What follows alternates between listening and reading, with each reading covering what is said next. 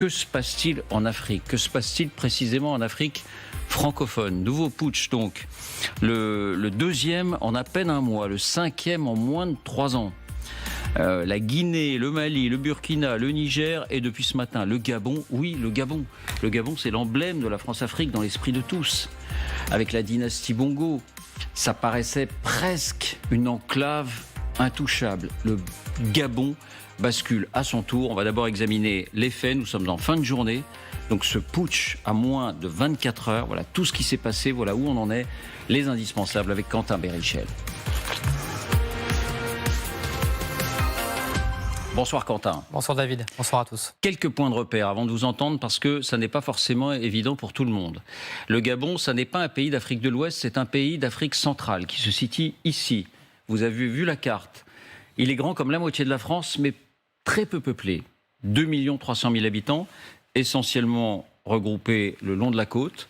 Le Gabon est un pays riche de ses ressources, un État pétrolier, un État minier, il y a de l'or, il y a de l'uranium, il y a surtout du manganèse. Je crois que c'est parmi les premiers producteurs, si ce n'est le premier producteur mondial de manganèse. Mais tout le monde s'accorde à dire que ces richesses ne profitent pas à tout le monde. Il y a encore des coupures d'eau ou d'électricité aujourd'hui à Libreville, quotidiennement quasiment. Et il y a beaucoup de monde au chômage. Et la dynastie Bongo, mais ça, on va voir ça en détail. Quentin, d'abord, où en est-on ce soir au Gabon?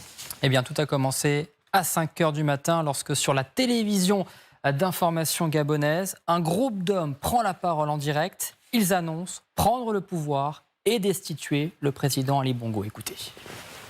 Au nom du peuple gabonais et garant de la protection des institutions, avons décidé de défendre la paix en mettant fin au régime en place.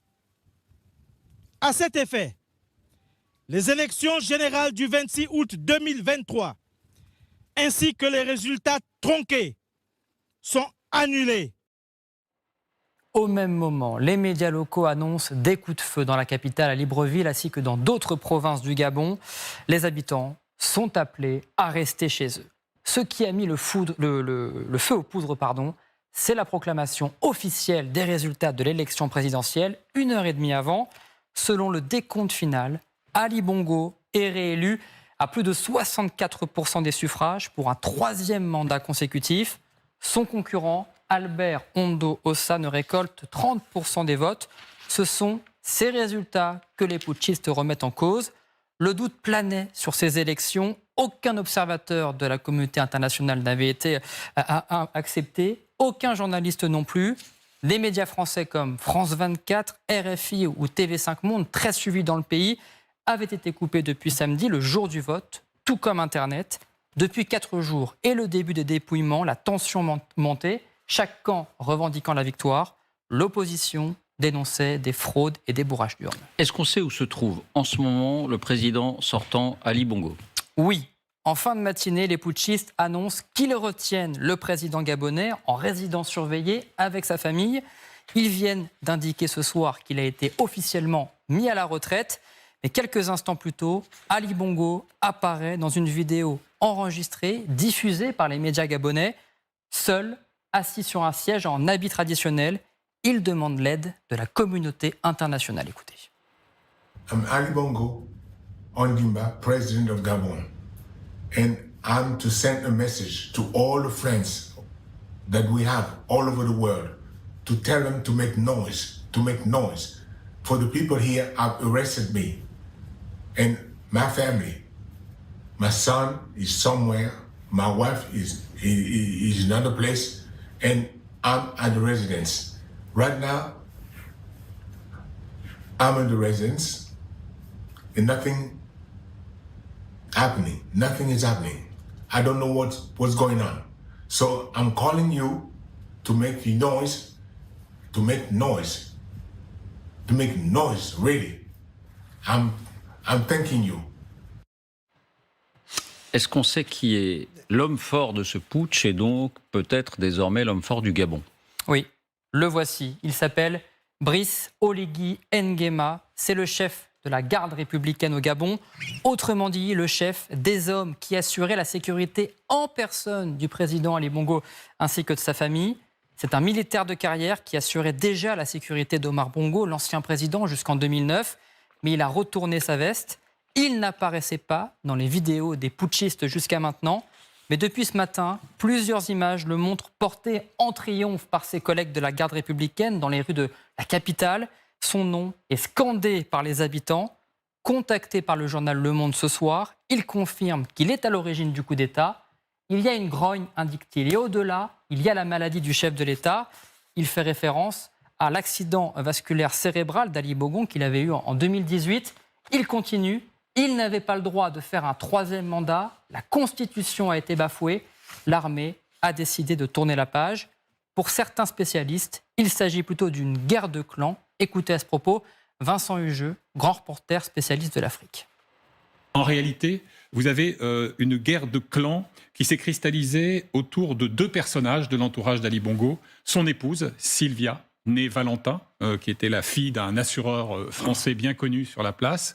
Et puis également le fils que Sylvia et Ali ont eu, l'un des deux, en tout cas, qui se prénomme Nourdine, et dont l'ascension commençait à susciter beaucoup de crispation chez les caciques du Haut-Ogooué. Donc en fait, c'est un règlement des comptes à la Borgia, beaucoup plus qu'un coup d'État à la sahélienne. C'est sur le plateau de Bénédicte de Châtelier tout à l'heure. Y a-t-il des indices qui laissent penser que la population soutient ou au contraire réprouve ce putsch ? C'est difficile à dire, David, ce soir. Sur les images de joie relayées en nombre et sans doute encouragées sur les réseaux, on voit à chaque fois plusieurs centaines de Gabonais dans les rues. Sur celles-ci, les chars de l'armée semblent être applaudis sur leur passage. Sur d'autres images, certains habitants scandent le mot « liberté ». Écoutez.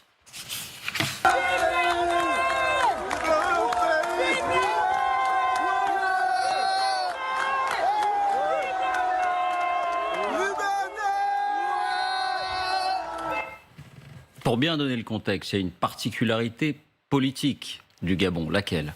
Sans doute la longévité de la dynastie Bongo au Gabon. Elle commence il y a plus d'un demi-siècle, il y a 55 ans, en 1964, au lendemain de l'indépendance. Omar Bongo, le père d'Ali Bongo, est vice-président, mais dirige de fait le pays après la maladie du président Léon Mbemba. 3 ans plus tard, en 1967, il est élu président et dirige d'une main de fer le pays. Il devient surtout un pilier de la France-Afrique. On le voit ici lors de ses nombreuses visites d'État à Paris, mais également à Libreville, avec le général de Gaulle, Georges Pompidou, Valéry Giscard d'Estaing ici, ou encore François Mitterrand. Les premières contestations dans le pays arrivent dans les années 1990, à chaque fois durement réprimées.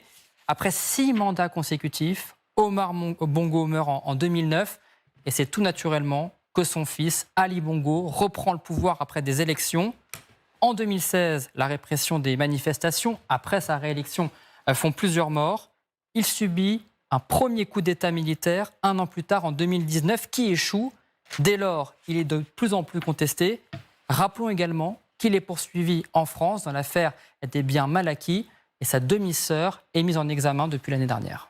Voilà, et pour être tout à fait complet, pour avoir tous les éléments en tête, ce dernier point, c'est donc le dernier en date d'une série de coups d'État qui ont touché l'Afrique francophone. Même si le Gabon, c'est un peu compliqué, avait adhéré au Commonwealth il y a quelques années, mais enfin, c'était l'Afrique francophone. Oui, en tous les cas, à chaque fois dans des pays qui avaient des relations très proches avec la France. Premier pays, le Mali, en août 2020, puis en mai 2021. C'est un colonel qui est aujourd'hui au pouvoir. Quelques semaines plus tard, en septembre 2021, c'est en Guinée qu'un autre coup d'État se produit et déstabilise le pouvoir. Le président Alpha Condé est destitué. Le Burkina Faso, ensuite en janvier 2022, puis en septembre 2022. Là encore, c'est un militaire qui est au pouvoir. La France a été priée de quitter les lieux. Et puis enfin, le Niger, il y a 1 mois, c'est un général qui s'est autoproclamé chef de l'État. Avant donc, le Gabon cette nuit.